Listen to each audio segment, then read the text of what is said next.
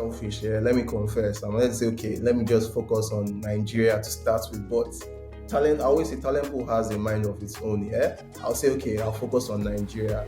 I'll see applications from South Africa, from Nairobi, from South, from like places that I'm like, where are these people saying our job application? From Mauritius, from Tanzania, from Ghana, like it spreads. Like I was like, No. okay, from Morocco, from Egypt.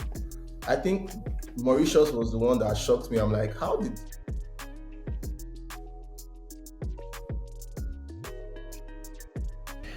Hello, everyone.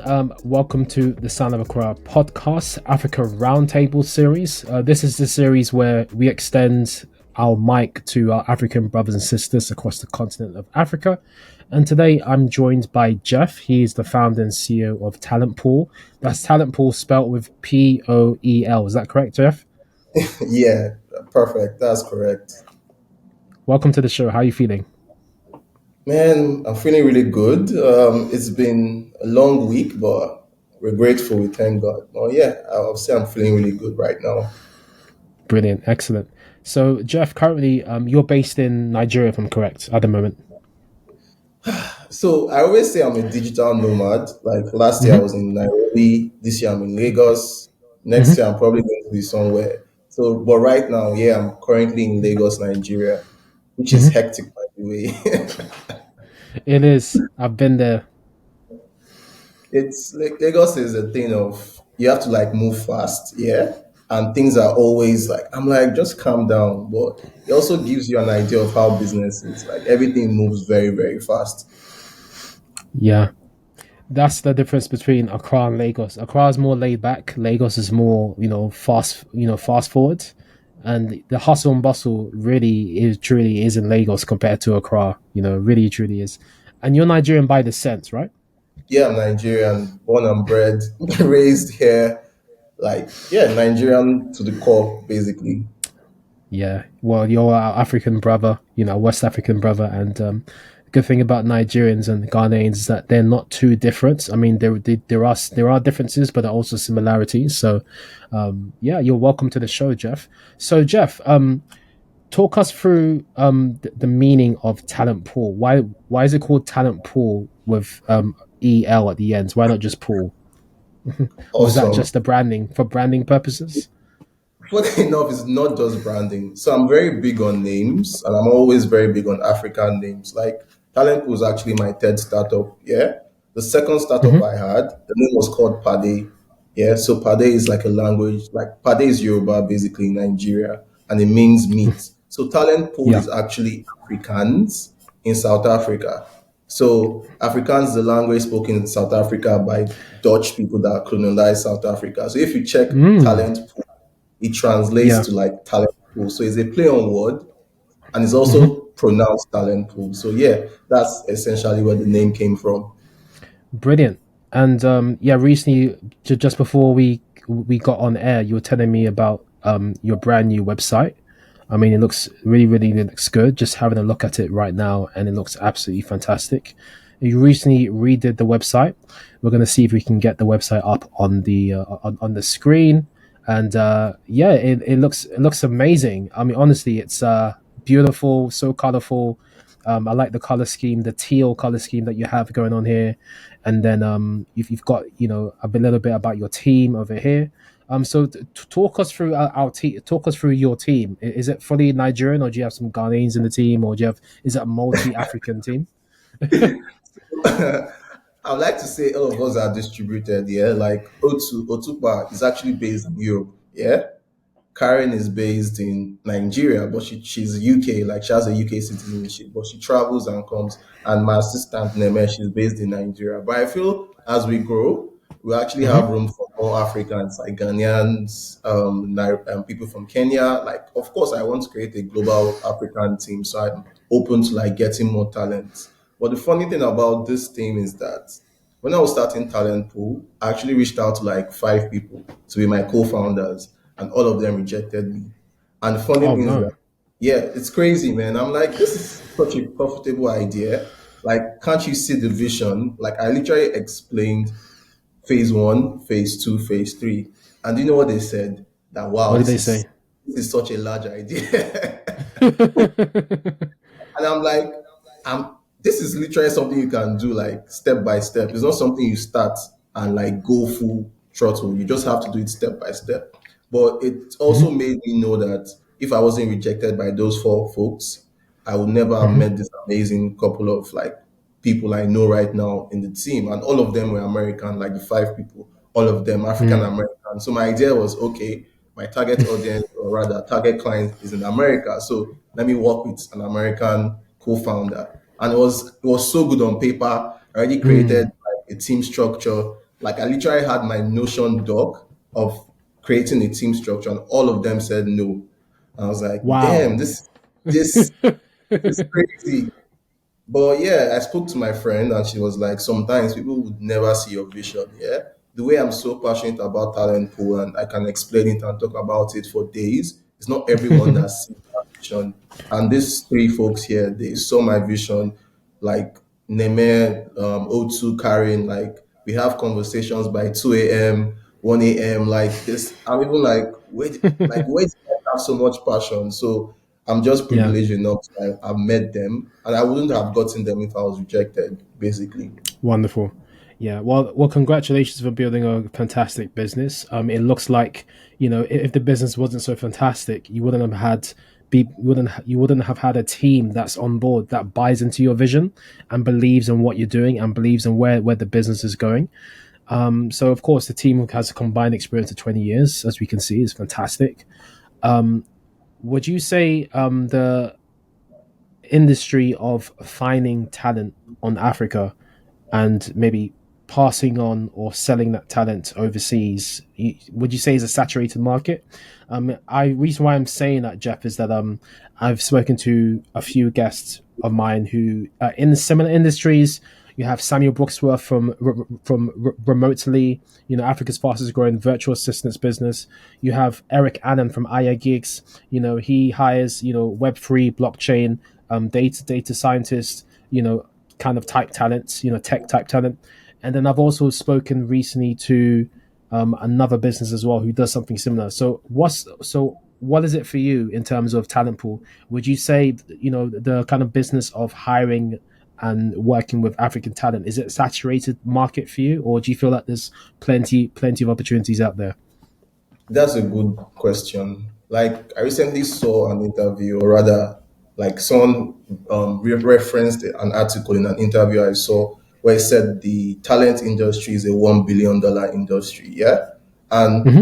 if you check it out, we have over seven unicorns in Africa and probably growing. One of those unicorns is called Andela.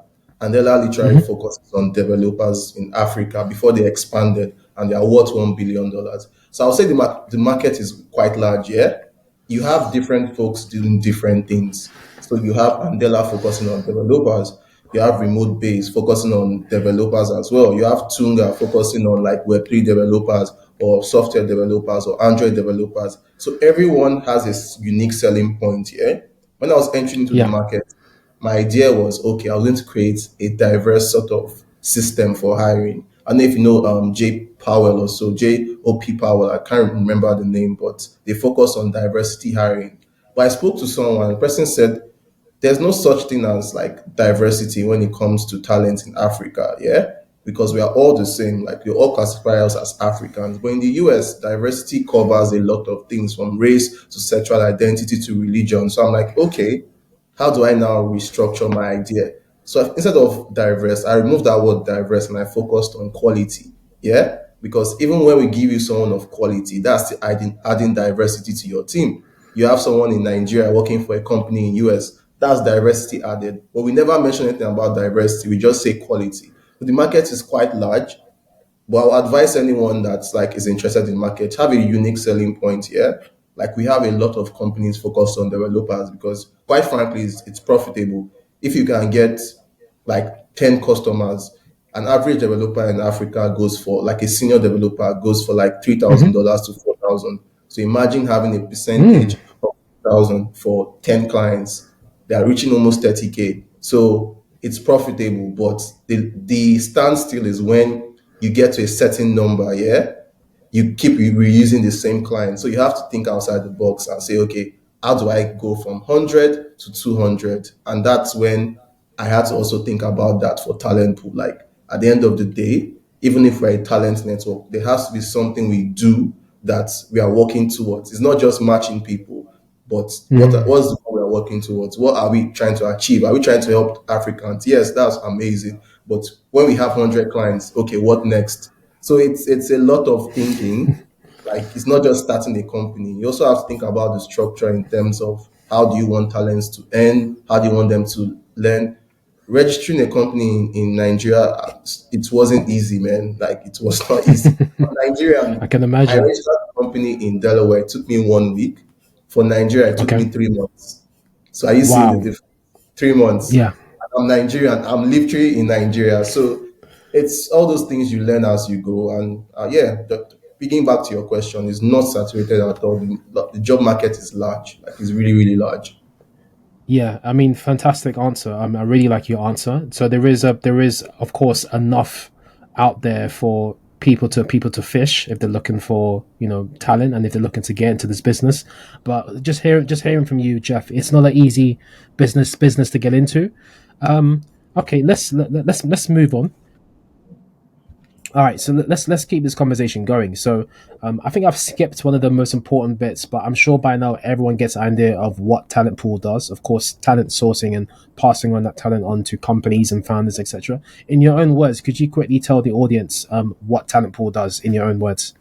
Definitely. So basically, talent pool matches and vets non-technical talent in Africa to companies based in the US and also Europe. By non-technical talent, we focus on people that don't code. Yeah. So you're looking at Hmm. marketers, customer support, graphic designers, finance, HR, those sort of roles. Those are the roles we match clients in the US and Europe. And we also focus on mid-level, that's 3 to 5 years, and senior level, 6 years and above.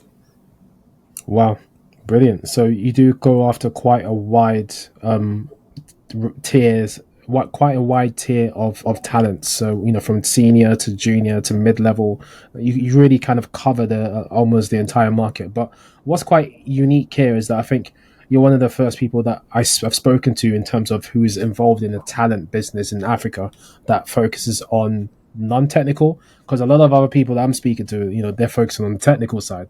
So that's quite interesting. Could you talk us through, because I can see it definitely here on the website. Could you talk us through, why your focus is non-technical talent in Africa rather than the other? Because Africa is starting to become known for the developers and Web3 and all of these different areas. Why non-technical for founders and for companies? Awesome. So most people don't know that I'm actually technical and non-technical. Like I started my career as a cybersecurity person. Like I was pen testing, then I moved to front end before I transitioned to marketing. So Hmm. as a community manager, I think that time my last role I was earning between $5,000 to $6,000 per month. Yeah, as a Hmm. non-technical person. Now let me give you a funny analysis. I was earning more than some developers with 10 years of experience in Nigeria. Wow. So just like think about it. I was earning 5,000, 6,000. A developer full stack, more than 10 years of experience. So people downplay non-technical roles, yeah. But I was surrounded by non-technical person. I think what sparked my interest was when people were talking about their salaries and someone as a senior level community manager was like, she was earning $220,000 per year. And I'm like, what? Like how is that possible? Yeah, like just as a community manager. So I'm like, wait, there's actually a market for non-technical folks, and even just releasing the company. We right now we have over five or rather four clients, yeah, and we are reaching about $7,000 in MRR. So it just sort of Wow, like confirms fantastic. my yeah, sort of confirms our thesis that there's actually a demand. People need virtual assistants. People need digital marketers. People need community managers, social media managers, but people don't focus on them. They think, yeah, developers are like hot cake, yeah, but people forget the small guy, the non-technical folks, the marketers, the product managers, the project managers, the digital marketers, and just being in that space, I knew that people needed non-technical talent because I've worked with companies outside Nigeria like since 2021. But where to find Wow. them?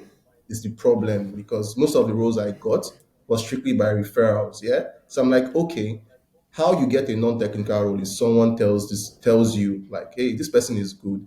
Let me refer this person, and boom, you get the job. So I'm like, how do we create such a system, yeah, where we can be that seal of approval or that stamp rather that hey, Jeph is good. He can do this job as a digital marketer, and companies trust us to deliver. And that's why I initially focused on, or rather, that's why I focused on non-technical talent because a lot of people don't know that they are also very, very important, and companies actually need their services. And yeah, like I said, launching in March and we're already at 7K in MRR, like that's crazy. Like a That's company that not is bad less at than all. yeah, less than a year. So it confirms our thesis that this is needed. And yeah, we have just been working on revamping the company to make sure there's structure. And yeah, thank God, basically. Brilliant. Well, awesome work, Jeph. So, how long's the company been around for? You mentioned 2021, I believe, that you started working in So a particular area. 2021, yeah, we Hmm. actually had 2020. Can you hear me? Yeah, yeah, yeah. I can hear you fine. So 2021, yeah, we actually had a Okay. what's the word? We actually had my first company I started, yeah, like Hmm. 2021. But Talentpool launched in 2023, March. Like we registered company February 17. That's why I said when you think about it, it's amazing that a company that is less than like 7 months is achieving these goals because we launched officially in March. We registered in February 17th and we grew from myself to four. We have six talents now. We're just basically growing and growing basically. Brilliant. That's amazing. Incredible work. Congratulations on your success. I want to ask you, Jeph. So, in terms of your talent, like how does it work?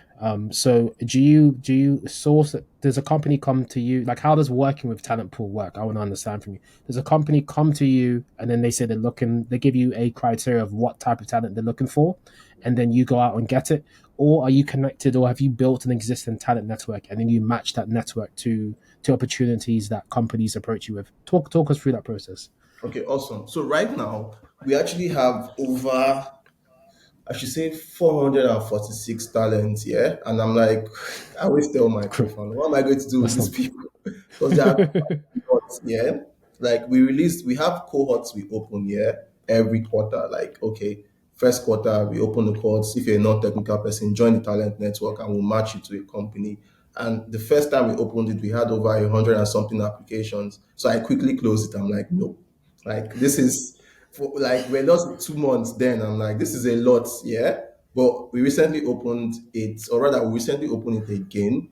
But people that apply for jobs, we have like roughly 446. So if a company says they need a talent, we can get it three ways. Yeah, the first is through our cohorts. The second is we actually have partnership with local communities in Africa, and I saw that talent pool Mm. we are building sort of like a village, yeah, and everything should be linked because Hmm. at the end of the day, we have communities that focus on marketers, we have communities that focus on community managers, we have communities that focus on social media managers. So we have partnerships with these sort of communities, yeah, and we're able to filter talents from them to give us a better talent pool. So that's the second way. And the third way is the most dangerous way I always say we post on our social media.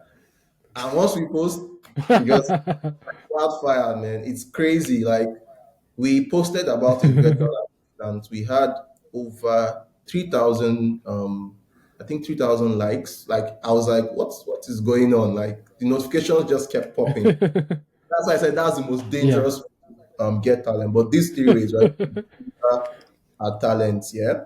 Then when we filter them, we have a vetting process. So I created the Okay. vetting process from a personal standpoint here because when I used to interview, I hated two things: the timeline and also not getting feedback. Because sometimes some recruiters will ghost you for 3 months, and in the third month they will say, "Oh, sorry, sorry to inform you." So with talent pool, I make sure that every talent that applies or every candidate that applies actually gets feedback onto why their application was rejected. So, like I said, the vetting process, once you Mm. pass through that vetting process, but I'll explain the vetting process. The first stage is a cultural ad interview.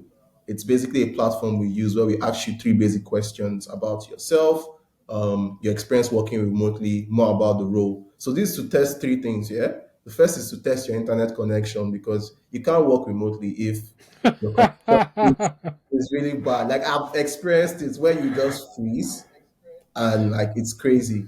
The second is to check your communication skills because most people don't realize that, or a lot of people generalize Africa as one country instead of a continent. Yeah, like the way you have people in Senegal, the way you have people in Cote d'Ivoire, they speak French there.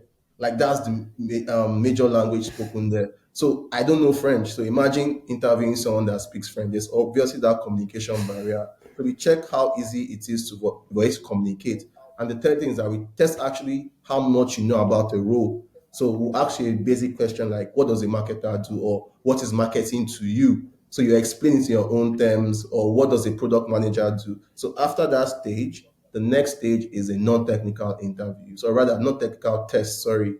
So we have a pass mark of 80% for that. You basically questions are asked to you, text-based and option-based questions where you can click and you can also write. And as soon as you pass that, if you pass it, you go to the last stage, which is an interview with talent pool team, myself or someone on my team. And after you pass that stage, we present the top three candidates to the client, yeah, and the client chooses from that pool. Even the two candidates that were rejected, we also tell them that if an opportunity opens up that fits their profile, they will be the first people to, because there's no point of doing a vetting process again if it's for the same role. And yeah, it's very, I think it's very good because so far the acceptance rate is like 2% because a lot of people fail the non-technical test. Like no shade to anyone, Really? but a lot of people fail it. Wow. I don't know why because I Wow. tested it out a lot, yeah. And the people that pass, let's say we have over 446 applications. I keep saying 446 because that was the latest vetting stage we did. Only 15 people scaled through for the. So imagine that high margin, yeah. Wow. Only 15 people scaled through, like from the non-technical test. And after they scaled through, only five people scaled like for the interview and we selected the best three. So the acceptance rate is very competitive, yeah. And if you check the website, the first thing you see is the best. To get the best is not just saying it, yeah. You have to put in the work, like scale through. And every talent that goes through talent pool, I always tell them that you're the best in Africa, yeah, because you beat a lot of people, like you beat a lot of people to come to this role. So I'm very, very like very, very particular when it comes to the vetting process. So yeah, that's basically how we match talents to companies or rather clients. Thanks for sharing that, Jeph. Very intense vetting process, but very necessary because you're presenting talents to some, to some companies and founders, who want good talent. They're expecting, a certain level of standard. So it does sound like a rigorous process, but a very necessary process to put them through. And is this the general process for talents coming through? Coming through your talent network, or is this the process that only takes place when you have a client that wants a specific piece of talent?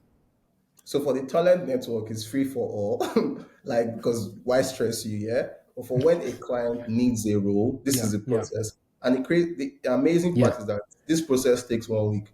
Yeah. Like 1 week to get done. Like it's that fast and it's that accurate. Hmm. Yeah. Like within 1 week, Hmm. if you can even get it done in a day because the video is just like 10 minutes, like for the whole video process. The non-technical test is like 15 minutes, then the interview with us is like 20 minutes. So if you want to get it done within a day, you can actually get it done. And like Hmm. it's fast and you get it done within a week, like the estimate basically. Okay, so there's a quick turnaround in terms of the process that you use to vet all your talent. And Yeah. I wanted to ask you as well. So how do your clients find you, or how do you get clients? How do you go about that? So right now, I think every founder will say this, like leveraging on your network, like literally leveraging on your network. Yeah. Like my first three clients Hmm. were people I knew, and because they saw that okay, this guy he has done amazing things in the community industry. Because last year I spoke at nothing less than 50 events for community managers. Like I was just talking every day, like trying to advocate for community managers in my, it was crazy. Like every day. talk. But people noticed, yeah, people noticed that I was doing something. So transitioning from a community manager to this role, people also supported me. It would have been difficult if I was just a newbie and I came. Like I'll have to like basically make them trust me. But because I already had that network and I was already talking about African talent, it sort Mm, of makes sense that okay, this guy is now creating a company for African talent. beautiful, beautiful. And I can see you're working with some good talent here. Fleri is one of the names that I recognize. Shout out to Samuel Baddoo, one of my previous guests. How did that one come about? So you were clearly working with Ghanaian companies, which is great. We like to hear that at the sound of Accra. How did that one come about? Sam is like family. So last year, when I left my role as a product community manager, I traveled to Nairobi just to like clear my head. Yeah. So my colleague, like, what's her name? Chantel, introduced me to Sam. Sam wanted a community manager. Yeah. And this idea had not been formed already. Yeah. So I actually wanted to get the role as the community manager for Fleri. So when Talentpool came and we're still talking, I'm Hmm like, let me just link it up. I'm like, hey, Sam, I actually have a company that can help with this. Like, mind you, like, shout out to Sam. The company had not been formed. There was no logo. There was literally nothing. But I just pitched to Sam that this is what I'm trying to build, yeah. And rather than hire me, I'll get you someone on your team. And that was January. I'll get you someone on your team. And as luck will have it, he said, okay, no problem, let's test it out. And yes, Fleri was literally my first client. And it's crazy that we didn't have a logo, we didn't have a website, we didn't even have like a basic business account, but just pitching the idea to Sam and he saw my vision, like he came on board and it's been amazing. He has been giving me good advice. And yeah, like we matched the community manager to him and it's been amazing so far. So the guy that you hired, the talent that you gave to Sam is still at the company. Yeah, yeah. Amazing story, amazing testimony. It's just testament to the quality of the talent that you're sourcing at Talentpool. Yeah, we will make sure that the link of the website Talentpool is in the description. If you're listening on the podcast players, or if you're watching this on YouTube, we'll have the link to Talentpool in the description below. It's great to hear that you're sourcing out Ghanaian talent, Jeph. I'm really really excited to hear that you're doing a fantastic job at Talentpool. I'm really excited to see what you're going to do next. In terms of working with clients from Ghana, did you also work with talents? Do you also get talents that you get from Ghana, or is it And just like certain areas of Africa? so I wanted to be selfish here. Let me confess. I wanted to say, okay, let me just focus on Nigeria to start with. But talent, I always say talent pool has a mind of its own. Yeah. I'll say, okay, I'll focus on Nigeria. I'll see applications from South Africa, from Nairobi, from South, from like places that I'm like, where are these people saying our job application? From Mauritius, from Tanzania, from Ghana, like it spreads. Like I was like, No. okay, from Morocco, from Egypt. I think Mauritius was the one that shocked me. I'm like, how did like job posting get to Mauritius? Like it was crazy. So I don't. It now taught me Yeah. that okay, we can't really seclude this year because it's bigger than just Nigeria. It's outside like the country. I think the last role we had a Kenyan person, but he went to a Nigerian. But as we grow, I know that more Africans will like get opportunities from Ghanaians to Kenyans to Tanzanians to South Africans. Like it's Talentpool has a mind of its own. So it literally selects who it wants to select. But yeah, it's not just a Nigerian thing. It's who is the best, yeah. And the best is not limited to just one location. Like at the end of the day, the best is around It can be Africa. any And that's location. who we are searching for basically. Wow, that's wonderful, wonderful. So how do you think the people in Mauritius is finding about talent pools job posting? I mean, where are you guys advertising things? Is it in the So communities? Is it because you're plugged into so many different communities? yeah, I'll say so because like I mentioned the third way we do put job posting the most dangerous way, yeah, is through that posting on social media. So why I said it was dangerous and Yeah, it's crazy to me is because we just posted it on Twitter. That was just it. We posted the virtual assistant role on Twitter, and this is where we got applications from Mauritius. Like Normally, I post in communities and all that. I'm like, today let me just try Twitter out. And beep, and my phone was just beeping. I had to like log out of Twitter, and it just taught me that if we can do this with just Twitter alone, imagine when we start posting jobs daily. And I'm part of a lot of communities and I post as well. But this particular role we had from around Africa, we just posted it on Twitter. And that's literally how we got like virtual assistant. I always tell her, like I always tease her that you beat 445 people to get this job. And she's always laughing. But it's true, like she was selected out of 445 was the 446 person. So it's something you should be proud of every day. Yeah, I think that that also gives the talents, more confidence going to the job that they've gone through this rigorous process and they've beaten all these people to this job, and it kind of gives them confidence that look, I am actually good at what I do, you know. So this is really really great to hear. Can I want to ask also before we start to wrap this up. So we've talked about where you source the talents. We've talked about some of the African companies that you're working with. We talked about your team, and we've talked about the process that you go through in terms of like getting clients and getting the talents ready for the clients. Could you talk us through some of the countries outside of Africa that hire talent from Talent Pool? Awesome. So right now, majority of our clients are in the US. Even Fleri, like even if Sam's Ghanaian is based in the US. So US and Europe, like we recently got a US, European yeah. client, but most of our clients, because at the end of the day, I thought about it. We have like you asked the question, is the job market or rather is this sort of industry saturated? We have so many companies doing this, yeah, locally. And the truth is that it's good, yeah, getting people opportunities, but the fact that we have a US client able to pay someone in Africa $1,800 or $2,000 is times three of what most African companies would give you as a non-technical person. Yeah, I think that's why we have a lot of good buying because when I was a Hmm. community manager for a company in Nigeria, I was earning roughly $400, yeah, per month. When I started working outside of Nigeria, I was earning 2,500, which is times two of almost times two of that from 2,500 to 6,000. So it just shows that okay, we can't Yes. do the same model people are doing in the local scene. So how do we now link diaspora and how do we now link like people in Africa? Because we focus our first go-to market was actually African American founders. Like most of these companies that you see, they actually have African American founders from Fleri to Finish to Remedy, like diverse or African American, because I know that in the US, these founders received it like in terms of VC funding, they received little amount compared to their white counterparts. So it was like, okay, you have little money, you need to scale. So how do you scale and still get quality talent? Insert talent pool. So Hmm. yeah, basically US and Europe, those are where our talent, sorry, rather clients are basically.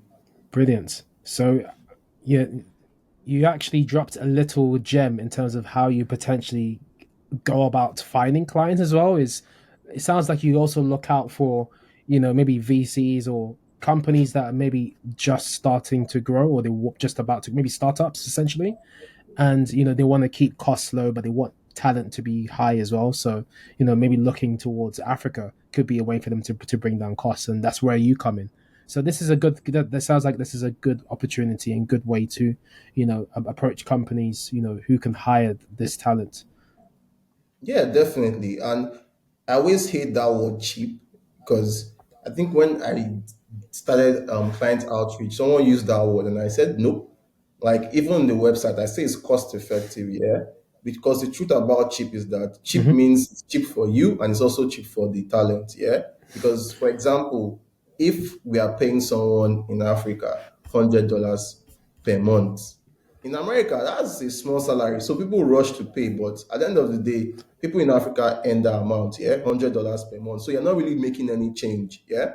But if I can get a Hmm. company to pay someone $2,000, yeah, even if and that person is a senior level Hmm. talent in the US, whether you like it or not, that's actually cost effective because senior level talents with 6 years of experience, you're looking at from 5,000 and above. So I'm actually giving you someone for 2,000 or 3,000. Absolutely. cost effective for you, and it's also better for someone in Africa because the person in Africa would not get this money, yeah, as a non-technical person. I know how much this average salary of a non-technical person, even senior level, yeah, like the most you get is like Yeah. 1,000 thousand. But with talent, we are giving you more than that. So it's a win-win for both parties, yeah.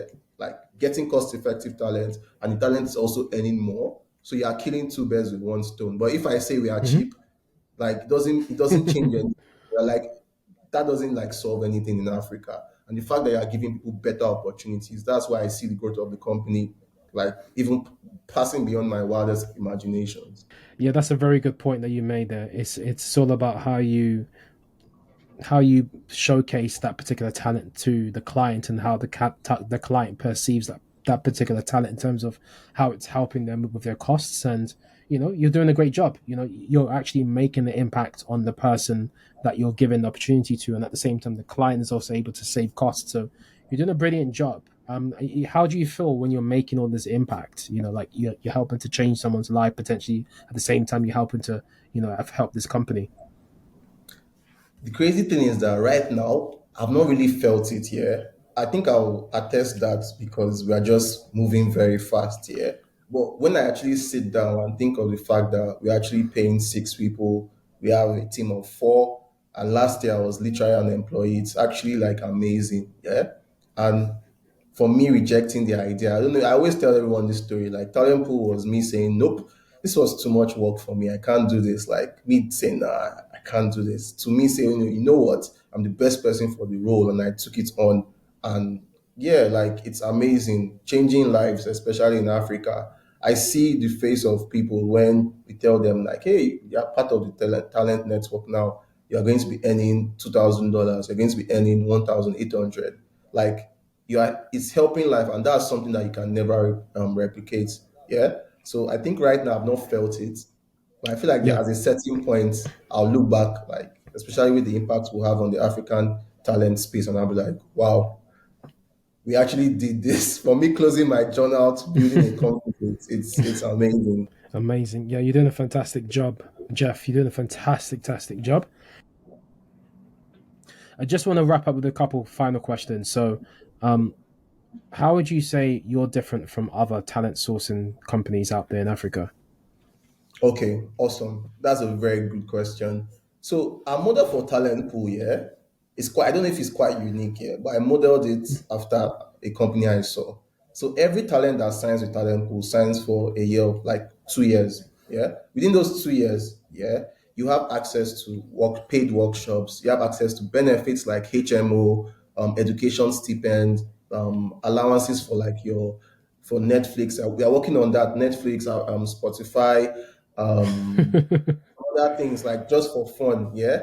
And because we are able to earn in USD, we're able to provide this for people in Nigeria, in Ghana, in South Africa, and Zimbabwe. So we are more of like I use that term a village model, yeah. We're not family, but we're a village. We are growing together, and recruitment is just one of the things we do. We handle payroll, we handle Mm. legal things, we handle a lot of things for especially recruiting talent Hmm. in Africa. But every talent is part of a community, yeah, and that's something that you cannot replicate. Like Okay. you are part of the best talents in Africa, and we are giving you benefits and the opportunity to learn because I'm very focused on like learning, yeah.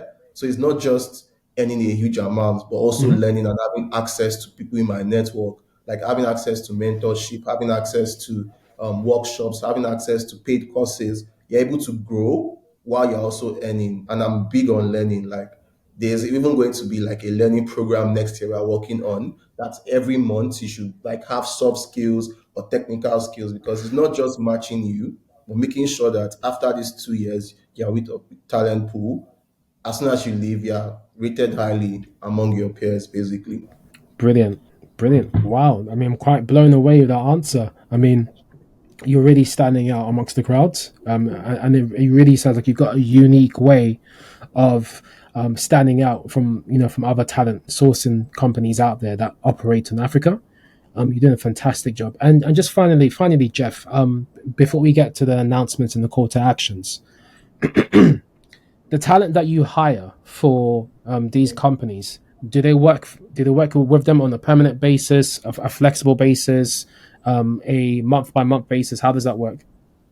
So I would say building talent pool, yeah. One of the things that I was really particular about was job security, yeah. So I wanted to create a system Hmm. where I can integrate someone in your team, not for the short term for but for a long term process, or rather a long term contract. So we actually have full time, part time, and contract based. But as funny as it seems, we just most of the clients we have focus on full time and part time. And I suggest it to them because it's cost effective for you, and even what you want to achieve, you don't need someone to like just work month to month. This is something that is long term. So we actually pitch that full time and part time option to clients. But if they want contract work, we also calculate it. So it's still job security at the end of the day. People will feel more secure that okay, working with talent will have a full-time role and we are providing benefits and the client is paying and the client is saving more money than if okay, it's contract and the next month I don't know if I'm going to see my paycheck. So it was something I had to take into account that do I want a contract company or do I want a company that can match talents with you to build your company and scale? And yeah, I chose the I chose the Hmm. latter, basically a company that can work with you to build your company to scale. And that's why we focus on full time, part time, but we have options for contracts. For contracts, brilliant, brilliant. And I'm glad to hear that you think that way. I'm glad to hear that you think that way, Jeph. It's a really forward thinking way of thinking because you want to be able to grow the company, as you said, and not to because I think the difference here is you're acting more as a permanent support for a company or an extension of a company rather than virtual assistants type of company. Because a virtual assistants type of a format of working is more flexible, is more kind of like as and when, the format is quite different, you see. All right. So, Yeah, Jeph, you still definitely. with me? Yeah, I am with Brilliant. you. Yeah, All right. So, def- Jeph, brilliant. So let's wrap this up. So where can everyone learn more about Talentpool and what's next for Talentpool? yeah. So everyone can find Talentpool at www.talentpool.com. So you just replace the second O with an E. That's Talentpoel. Yeah, so it's Hmm. just play on words, like just replace the second, just have it in the back of your mind, replace the second O in talent pool with E. And once you search out on Google, you can see what we are doing. So, what is next for talent pool? I'll say this year we are really focused on client acquisition because at the end of the day, we want to test our thesis in okay, what do we need to adjust? And I feel like it makes a lot of sense because we just started a company. So you have to see do people actually want this? And by the growth, we are seeing that people want this. So it's to hammer back on that. But next year, we'll probably be in a bunch of accelerators we announce. And I chose this because of two things. We have clients in those accelerators, like because they need our Hmm. services. And we also want to learn how to build a company because our goal is actually to have a product. Yeah. But most people don't know that. Like, we want to have a self-service Mm. product where everything is online. Yeah, you can hire, you can Hmm. what's the word? Pay people, you can create your benefits like a self-service platform that is all encompassing. That you don't have to have that Mm. human connection. Hmm. Yeah, and you can build your team, you can manage your Yeah. team every month. You know that Hmm. the salary is being paid like linked to your bank account. So that's where we are heading towards. But now it's just the phase one. That's phase three. So we want to learn as well. So Hmm. that's what's going to happen for next year, like the accelerator. I always say I have a three-step plan, yeah, for talent pool. And maybe that's why those co-founders were like, this is a big idea, but it's something that I've seen. This is what we need to do first to achieve the second phase, to achieve the Hmm. third phase. So yeah, I think those are the plans we have for talent pool. Brilliant, brilliant. It sounds like your big vision that you had right at the beginning, is taking you places that people obviously thought that they wouldn't, and it's definitely taking you, lots of great places, and you're proving them wrong right now. And your free phase plan is surely going to plan. So, look, wishing you all the best for that, Jeph. And yeah, so everyone just head over to www.talentpool. You place the pool the second O over E, as he said, and then L.com. And we'll put the links in the podcast usual descriptions. And we really enjoyed having Jeph on the conversation with us. And yeah, until the next episode of Africa Roundtable, guys, thanks for tuning in. Take care.